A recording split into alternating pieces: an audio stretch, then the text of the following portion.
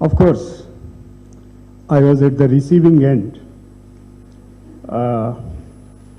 in one of the matters. Since then, my respect for him has gone up manifold.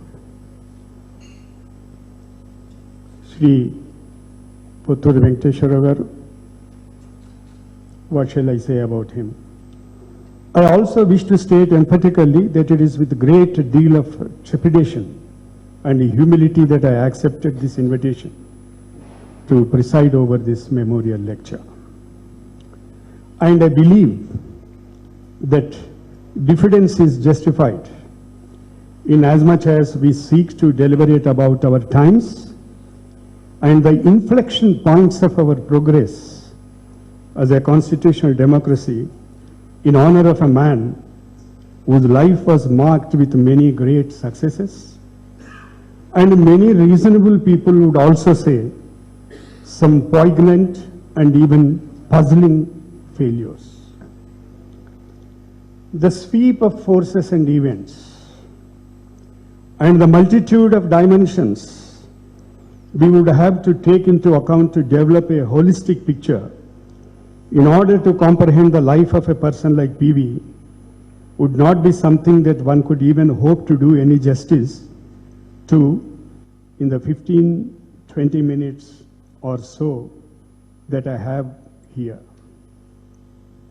For example, if we were to start with his first elections in 1951, that he lost to a candidate of the Communist Party when the fledgling nation state was trying to recover from the horrors of communal passions and traverse all the way to his last stint as a constitutional functionary in the 1990s, when the nation state was arguably being pushed back into a cauldron in which communal passions were again becoming the fuel to the fire of discontent.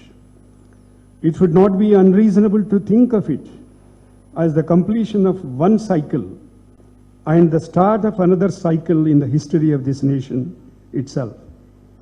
Add to that just one more dimension of the changes in the political economy that he wrought as the Prime Minister and evolution of PV's thoughts, and one begins to grasp the enormity of task of locating PV Narasimha Rao, the man, his ideas, his achievements and failures, and what lessons he might hold for us today.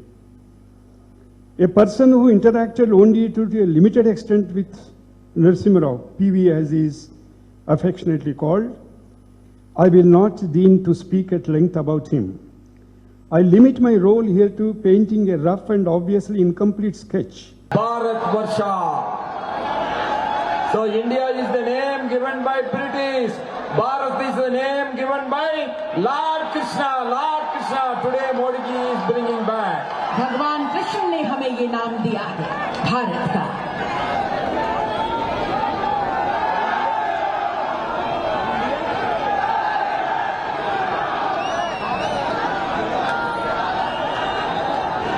Krishna means the child who settles the ego of Govardhan mountain.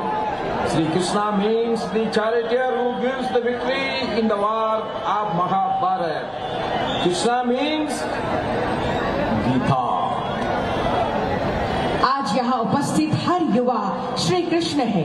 Krishna का मतलब वो बालक जो गोवर्धन पर्वत के अहंकार को चूर चूर करे. श्री कृष्ण का मतलब वो सारथी जो महाभारत के युद्ध में विजय दिलाए. कृष्ण का मतलब जो गीता के माध्यम से दुनिया का पथ प्रदर्शित करे. Lord Krishna's life and teachings have left an indelible mark on humanity, and his legacy continues to inspire millions of people across the world. आप सभी जानते हैं कि भगवान कृष्ण के जीवन और शिक्षाओं ने मानवता पर एक अमिट छाप छोड़ी है और उनकी विरासत दुनिया भर में लाखों लोगों को प्रेरित करती रहती है. In the battlefield of Kurukshetra, he delivered his divine discourse to Arjun, guiding him enough moments of confusion and moral dilemma. Kurukshetra के युद्ध क्षेत्र में उन्होंने अर्जुन को अपना दिव्य प्रवचन दिया। भ्रम और